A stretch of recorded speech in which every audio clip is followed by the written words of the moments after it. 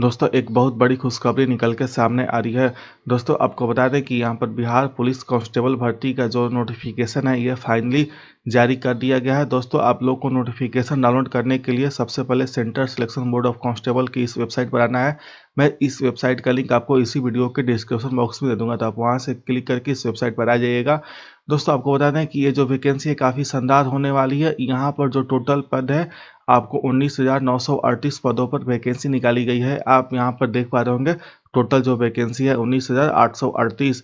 दोस्तों मैं आगे इस वीडियो में पूरा डिटेल्स में आपको ये जो नोटिफिकेशन जारी किया गया है इसको समझाऊंगा, तो आप लोग इस वीडियो को लास्ट तक देखेंगे और इस वीडियो को अपने दोस्तों को शेयर कर देंगे और इस चैनल को सब्सक्राइब कर लेंगे।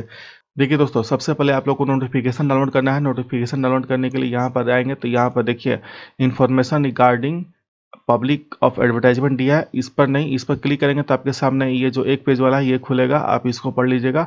उसके बाद ये जो सेकंड वाला है इस पर क्लिक करेंगे तो आपके सामने ये वाला नोटिफिकेशन खुल जाएगा। यहाँ पर देखिए इसका जो नोटिफिकेशन है यहाँ पर आप लोग को दिख रहा होगा। देखिए सबसे पहले हम बात करें यहाँ पर कि इसका फॉर्म भरने का, आवेदन करने का जो तिथि है कब से शुरू होगा, तो देखिए ऑनलाइन आवेदन पत्र भरने की प्रक्रिया दिनांक 18/3/2025 से प्रारंभ होगी, यानी 18 मार्च से इसका फॉर्म भरना शुरू हो जाएगा। और फॉर्म भरने का जो लास्ट डेट रहने वाला है आपका 18 अप्रैल 2025 रहने वाला है, ये दिया गया है, आप पढ़ लीजिएगा इसको। दोस्तों आगे देखिए बिहार पुलिस एवं बिहार विशेष सशस्त्र पुलिस में सिपाही के रिक्त पदों पर वेतनमान लेवल 3 का रहने वाला है, जिसका कि सैलरी 21,700 से लेकर के 69,100 रुपये तक रहने वाला है। और यहाँ पर जो टोटल वैकेंसी है 19,838 पदों पर निकाली गई है, जिसका आरक्षण कोटिवार विवरण निम्न प्रकार है। यहाँ पर देखिए किस कैटेगरी में कितना वैकेंसी दिया गया है। तो दोस्तों अब बात करें यहाँ पर सिपाही के पद पर आवेदन हेतु पात्रता, इसकी एलिजिबिलिटी क्राइटेरिया क्या रहने वाली है। तो देखिए सबसे पहले आप लोग इंडियन सिटीजन भारतीय नागरिक होने चाहिए। उसके बाद देखिए शारीरिक मापदंड क्या होना चाहिए। तो दोस्तों सबसे पहले बात करते हैं गैर आरक्षित और पिछड़ा वर्ग के पुरुष अभ्यर्थियों के लिए।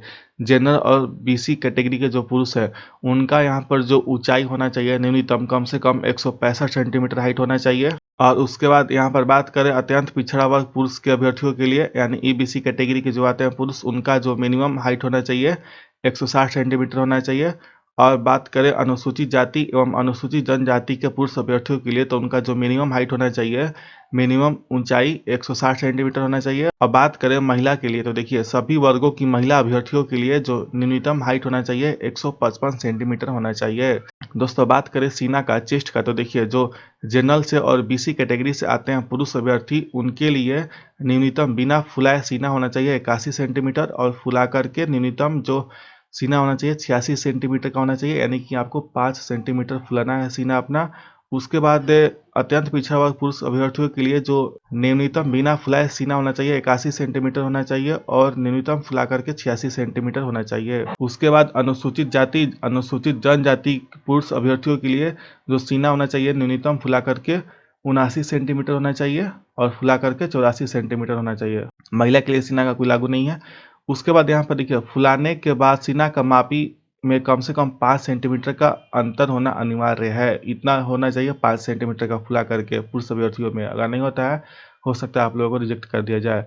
सभी वर्गों का महिला के लिए अभ्यर्थियों के लिए न्यूनतम वजन 48 किलोग्राम होना आवश्यक है। तो जितने भी महिला हैं किसी भी कैटेगरी के, उनका जो वजन है शरीर का 48 किलोग्राम होना चाहिए, उससे कम नहीं होना चाहिए, उससे अधिक हो सकता है। तो दोस्तों बात करें यहाँ पर शैक्षणिक अर्हता यानी एजुकेशनल क्वालिफिकेशन का, तो देखिए सिपाही के पद के लिए शैक्षणिक अर्हता इंटरमीडिएट 10+2 होना चाहिए। अगर आप 12 पास हैं तो आप इसके लिए एलिजिबल हैं। उम्र सीमा की बात करें तो देखिए अभ्यर्थी की उम्र की गणना मैट्रिक अथवा समकक्ष परीक्षा के प्रमाण पत्र में अंकित जन्म तिथि के आधार पर की जाएगी। कट ऑफ तिथि के अनुसार अभ्यर्थी की उम्र सीमा आरक्षण कोटिवार निम्न रहेगी, इस प्रकार से आप देख सकते हैं। देखिए जो जनरल्स वाले हैं उनके लिए यहाँ पर जो मिनिमम उम्र 18 वर्ष और अधिकतम 25 वर्ष होना चाहिए। और पिछड़ा वर्ग अत्यंत पिछड़ा वर्ग के जो पुरुष हैं उनके लिए उम्र सीमा में 2 वर्षों की छूट दी जाएगी। पिछड़ा वर्ग एवं अत्यंत पिछड़ा वर्ग कोटि की महिलाओं के लिए अधिकतम उम्र सीमा में 3 वर्षों का छूट दिया जाएगा, यानी कि कम से कम 28 वर्ष होना चाहिए आपका। उसके बाद बात करते हैं अनुसूचित जाति एवं अनुसूचित जनजाति कोटि के पुरुषों एवं महिलाओं के लिए, तो उनको यहाँ पर 5 साल का छूट दिया जाएगा। यहाँ पर आप देख पा रहे होंगे आरक्षण का कुछ नियम दिया गया, आप इसको डाउनलोड करके पढ़ लेंगे। दोस्तों यहाँ पर देखिए एक खास बात, अनुसूचित जाति शेड्यूल कास्ट एवं अनुसूचित जनजाति शेड्यूल ट्राइब्स आरक्षण कोटि के अभ्यर्थियों को विहित प्रपत्र में जाति प्रमाण पत्र एवं स्थायी निवासी मूल निवासी डोमिसाइल प्रमाण पत्र प्रस्तुत करना होगा। और उसके बाद यहाँ पर देखिए पिछड़ा वर्ग बीसी एवं अत्यंत पिछड़ा वर्ग ईबीसी आरक्षण कोटि के अभ्यर्थियों के लिए जाति प्रमाण पत्र एवं अस्थायी निवास प्रमाण पत्र के साथ क्रीमी लेयर रहित नॉन क्रीमी लेयर प्रमाण पत्र प्रस्तुत करना होगा।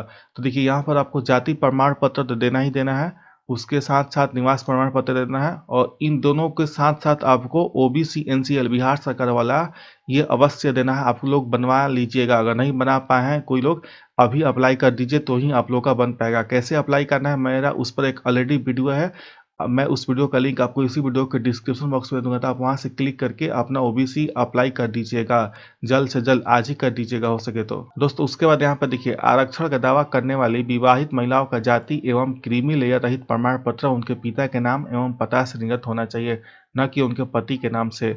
तो देखिए दोस्तों यहाँ पर जो महिला शादीशुदा है उनका जो जाति प्रमाण पत्र और ओबीसी एनसीएल बनेगा वो पिता के नाम से बनेगा और पिता के पता से ही बनेगा, न कि पति के नाम और पता से।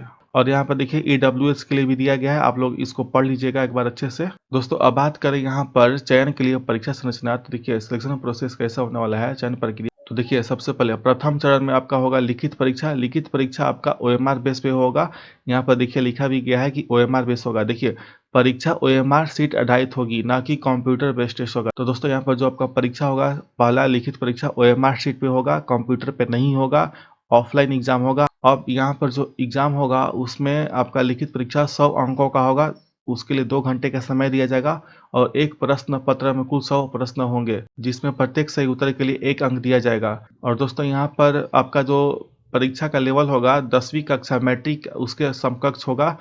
उसमें आपका हिंदी, अंग्रेजी, गणित, सामाजिक विज्ञान, इतिहास, भूगोल यहाँ पर देख पा रहे होंगे आप, इसको देख लीजिएगा एक बार अच्छे से डाउनलोड करके इसको पढ़ लीजिएगा। और दोस्तों जो लिखित परीक्षा होगा ये अंतिम मेधा सूची का आधार नहीं होगा। लिखित परीक्षा केवल शारीरिक दक्षता परीक्षा के लिए क्वालिफाइंग होगा, यानी कि अगर आप लिखित परीक्षा पास करते हैं तो ही यहाँ पर आपका शारीरिक दक्षता परीक्षा फिजिकल इफिशियंसी टेस्ट होगा। अगर पास नहीं करते हैं, फेल हो जाते हैं, तो आपका वहीं से सब चीज खत्म, आप घर जा सकते हैं। उसके बाद देखिए दोस्तों सिपाही के पद पर नियुक्ति हेतु चयन के लिए अंतिम मेधा सूची शारीरिक दक्षता परीक्षा के अधीन तीनों स्पर्धाओं दौड़, ऊंची कूद तथा गोला फेंक में अभ्यर्थियों द्वारा प्राप्त कुल अंकों के आधार पर होगा। आपका जो मेरिट बनेगा इसी बेसिस पे बनेगा। इन तीनों स्पर्धाओं में अभ्यर्थियों को अलग अलग सफल होना आवश्यक होगा कि तीनों में पास भी होना है और तीनों को मिलाकर के आपका मेधा सूची भी बनेगा। और शारीरिक दक्षता परीक्षा कुल 100 अंकों की होगी। अब यहाँ पर देखिए शारीरिक दक्षता परीक्षा में निम्नलिखित स्पर्धाएं होंगी, कौन कौन सा होगा। तो देखिए सबसे पहले आपका दौड़ होगा, अधिकतम 50 अंक दिए जाएंगे दौड़ के लिए। तो देखिए आपको कितना दौड़ना है, 1 मील यानी कि 1.6 किलोमीटर अधिकतम 6 मिनट में आपको पार कर लेना है। अब इसके बाद देखिए सभी कोटि की महिलाओं के लिए आपको कितना दौड़ना है, तो 1 किलोमीटर दौड़ना है अधिकतम 5 मिनट में। दूसरा में देखिए गोला फेंक में बात करें तो देखिए अधिकतम 25 अंक आपको दिए जाएंगे सभी कोटि के पुरुषों के लिए। तो देखिए 16 पाउंड का गोला आपको न्यूनतम 16 फीट फेंकना है, यानी कि 16 पाउंड का गोला होगा उसको 16 फीट तक फेंकना ही फेंकना है। महिला का बात करें तो देखिए महिलाओं के लिए 12 पाउंड का गोला फेंकना है, कम से कम 12 फीट। दोस्तों अब बात करते हैं ऊंची कूद का, हाई जंप का। तो देखिए अधिकतम आपको इसके लिए 25 अंक दिए जाएंगे। देखिए यहाँ पर सभी कोटि के पुरुषों के लिए न्यूनतम 4 फीट फाड़ना जरूरी है। बात करते हैं हम सभी कोटि के महिलाओं के लिए, तो देखिए कम से कम आपको 3 फीट का यहाँ पर जंप करना है। उसके बाद यहाँ पर तृतीय चरण में आपका दस्तावेज सत्यापन होगा, डॉक्यूमेंट वेरिफिकेशन। अगर इसमें भी आप पास कर जाते हैं तो आप लोग को यहाँ पर बधाई हो, नौकरी मिल जाएगा, आप लोग ज्वाइन कर सकते हैं, ट्रेनिंग में जाएंगे उसके बाद। तो देखिए दोस्तों बात करते हैं कौन कौन सा डॉक्यूमेंट लगेगा। तो देखिए वैध फोटोयुक्त पहचान पत्र जैसे कि आधार कार्ड, ड्राइविंग लाइसेंस, मतदाता पहचान पत्र। उसके बाद यहाँ पर देखिए जन्म तिथि प्रमाण पत्र, मैट्रिक समकक्ष सर्टिफिकेट एवं अंक प्रमाण पत्र की मूल प्रति, यानी कि मैट्रिक का प्रमाण पत्र या फिर उसका जो अंक प्रमाण पत्र है मार्कशीट वो लगेगा। उसके बाद इंटरमीडिएट या समकक्ष परीक्षा का उत्तीर्णता प्रमाण पत्र, इंटर का आपका प्रमाण पत्र पासिंग सर्टिफिकेट और इंटर का ही मार्कशीट आपको देना होगा। उसके बाद आपको अनुसूचित जाति शेड्यूल कास्ट, अनुसूचित जनजाति शेड्यूल ट्राइब्स आरक्षण वर्ग के अभ्यर्थियों के लिए समकक्ष प्राधिकार द्वारा निर्गत जाति प्रमाण पत्र एवं अस्थायी आवास प्रमाण पत्र, यानी कि जाति प्रमाण पत्र और निवास प्रमाण पत्र देना होगा जो SC/ST से आते हैं। उसके बाद देखिए यहाँ पर 6 नंबर में पिछड़ा वर्ग BC एवं अत्यंत पिछड़ा वर्ग EBC आरक्षण वर्ग के अभ्यर्थियों के लिए आपको क्या क्या देना है। देखिए जाति प्रमाण पत्र देना है, उसके बाद अस्थायी आवास प्रमाण पत्र यानी कि निवास प्रमाण पत्र और और उसके बाद यहाँ पर क्रीमी लेयर रहित प्रमाण पत्र यानी कि ओबीसी एनसीएल सर्टिफिकेट देना है। और ईडब्ल्यूएस के लिए आप लोग को ईडब्ल्यू सर्टिफिकेट देना होगा। और दोस्तों यहाँ पर बात करें फॉर्म भरने का जो पैसा कितना लग रहा है चार्ज, तो देखिए अनुसूचित जाति, अनुसूचित जनजाति, आरक्षण कोटि के अभ्यर्थियों के लिए और राज्य के मूल निवासी सभी वर्ग कोटि की महिलाओं के लिए यहाँ पर जो फीस है फॉर्म का 180 रुपये लगेगा।